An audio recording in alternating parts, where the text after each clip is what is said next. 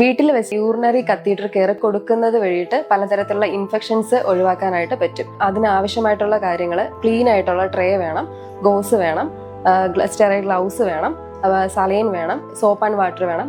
അത് നമുക്ക് കോൺഷ്യസ് ആയിട്ടുള്ള പേഷ്യൻ്റ് ആണെങ്കിൽ നമുക്ക് അവരോട് പറയാം എന്തിനു വേണ്ടിയിട്ടാണ് ഈ കത്തീറ്റർ കെയർ കൊടുക്കുന്നതിനെ കുറിച്ചൊന്ന്.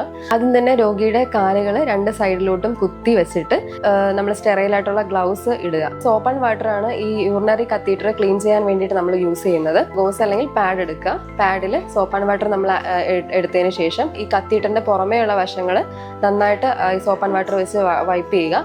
അത് കഴിഞ്ഞിട്ട് ക്ലീൻ വാട്ടർ വെച്ച് വൈപ്പ് ചെയ്യുക.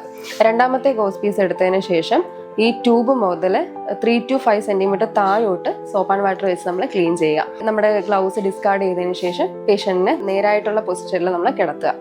അതിനുശേഷം ട്യൂബ് ടിങ്കിൾ ചെയ്യാതിരിക്കാൻ വേണ്ടിയിട്ട് നമ്മുടെ തൊടയുടെ ഭാഗത്തോട്ട് അതിനെ ഒരു ടാപ്പ് വെച്ചിട്ട് സെക്യൂർ ചെയ്ത് വെക്കേണ്ടതാണ്. ട്യൂബ് കിങ്കിൾ ചെയ്ത് കിടക്കാൻ പാടില്ല, ചുരുണ്ട് മടങ്ങി കിടക്കാൻ പാടില്ല. അത് യൂറിന്റെ നോർമൽ ഫ്ലോയിനെ തടസ്സപ്പെടുത്തും. നമ്മുടെ ബാഗ് കീപ്പ് ചെയ്യേണ്ടതെന്ന് വെച്ചാൽ നമ്മുടെ രോഗിയുടെ ബ്ലാഡറിന്റെ സൈഡിൽ, അതായത് ബ്ലാഡറിന്റെ താഴെ തന്നെ ആയിരിക്കണം അത് കീപ്പ് ചെയ്യേണ്ടത്. ഒരിക്കലും നമ്മുടെ തറയിൽ തട്ടി അത് വെക്കാൻ പാടില്ല. ടച്ച് ചെയ്ത് കഴിഞ്ഞാൽ അതുവഴി ഇൻഫെക്ഷൻസ് ബാഗ് വഴി നമ്മുടെ യൂറിനറി ബ്ലാഡറിലോട്ട്, അതായത് മൂത്രസഞ്ചിയിലോട്ട് കയറി പേഷ്യന്റിന് വീണ്ടും ഇൻഫെക്ഷൻസ് വരാനുള്ള സാധ്യത ഏറെയാണ്. പിന്നെ നമ്മൾ എപ്പോഴും ബാഗ് മാറ്റേണ്ടത്, അതായത് എംപ്റ്റി ചെയ്യേണ്ടത് ഹാഫ് ഓഫ് ദ ബാഗ് ആകുമ്പോഴോ, അതായത് ബാഗിന്റെ പകുതി വരെയും യൂറിൻ നിറഞ്ഞു നിൽക്കുമ്പോഴോ, അതല്ല നമുക്ക് പേഷ്യന്റിനെ നടത്തുമ്പോഴോ ഇരിക്കുമ്പോഴോ ഒക്കെ മാറ്റാൻ പറ്റുന്നതാണ്.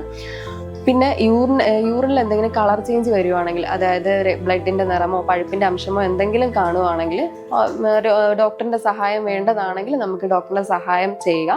പിന്നെ മാസത്തിൽ ഒരിക്കൽ ഈ കത്തീറ്റർ നമുക്ക് മാറ്റാവുന്നതാണ്. വീട്ടിൽ വന്ന് ഹോം കെയർ ചെയ്യുന്ന ആൾക്കാർ വന്ന് മാറ്റുകയോ അല്ലെങ്കിൽ ഹോസ്പിറ്റലിൽ ഷിഫ്റ്റ് ചെയ്ത് നമ്മൾ കത്തീറ്റർ വേറെ ഇടുകയോ ചെയ്യാവുന്നതാണ്.